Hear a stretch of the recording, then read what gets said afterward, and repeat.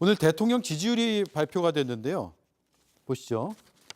일단 긍정평가가 23%, 부정평가가 67%로 나왔습니다. 추세적으로는 20% 초반을 유지하고 있는 것으로 보이고요. 그런데 이제 어떻게 평가하는지에 대한 긍정과 부정평가 이유들을 세세히 따져보면 이런 결과가 나왔습니다.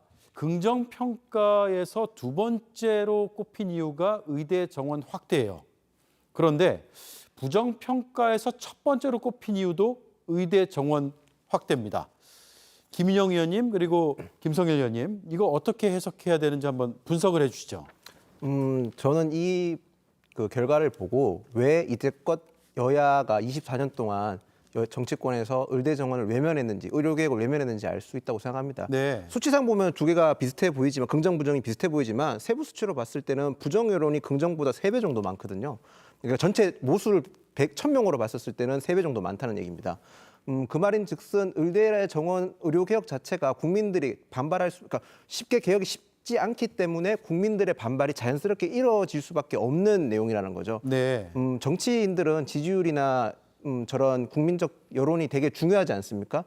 부정적인 이슈를 먼저 선점해서 얘기하는 건 솔직히 쉽지 않은 겁니다. 그렇기 때문에 외면했던 거니까요.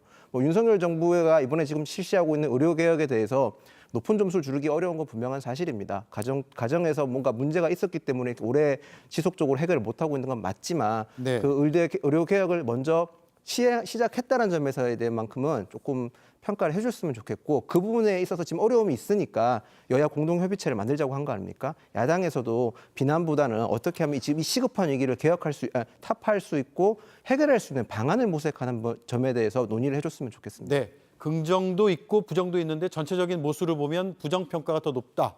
하지만 어려운 길을 가고 있다. 이 말씀이네요. 네, 제가 보기에는 이렇게 보입니다. 의대 정원 증가시켜라. 근데 이 방법은 아니다. 이렇게 판단하시는 이 것 숫자에 같아요. 그 의미가 담겨 있다. 예, 그렇습니다. 예. 윤석열 정부의 개혁 방향성에 대해서는 전 개인적으로 나쁘지 않다고 생각을 합니다. 우리나라 이제 고령화도 심해지고 의사에 대한 수요도 높아지는 상황에서 특히 필수 의료 관련한 의사들 필요하다고 생각합니다. 이게 대부분의 국민 의식이라고 생각을 하고요. 노동개혁도 마찬가지입니다. 우리가 불법 파업으로 도로 점거하고 그런 부분들에 대해서 부정적으로 보는 국민들이 꽤 있었을 겁니다. 이런 부분 개혁의 방향성은 괜찮지만 문제는 윤석열 정부가 너무 어설픕니다. 우리가 빈대 잡자고 초가 삼간을 태워서는 안 되는 법입니다. 네. 근데 윤석열 정부는 대화와 타협이라는 게 없습니다. 이런 걸 풀어가는 과정에서 그냥 일방적으로 밀어붙이기만 해요. 민주주의에서 대화와 타협이 없으면 그건 민주주의가 아닙니다. 윤석열 정부요, 노동계와 의료계와 대화가 안 돼요. 근데 거기만 대화가 안 되는 게 아닙니다. 국회와도 대화가 안 된다고 국회 개원식도 안 와버려요. 심지어는 여당 대표와도 소통이 잘 안 되는 것 같습니다. 네.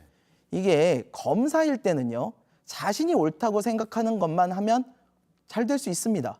하지만요, 대통령이요, 자신이 옳다는 것만 생각하고 하면 그건 독재입니다. 윤석열 대통령이 지금 꼬여버린 매듭을 풀기 위해서는요, 대화를 반드시 해야 되고요. 그 대화의 시작은요, 박민수 보건복지부 차관 그리고 김문수 고용노동부 장관의 경질로부터 시작될 것입니다. 전 이 대화의 진정성을 정부가 반드시 보여줘야 된다고 생각합니다. 네. 그렇군요.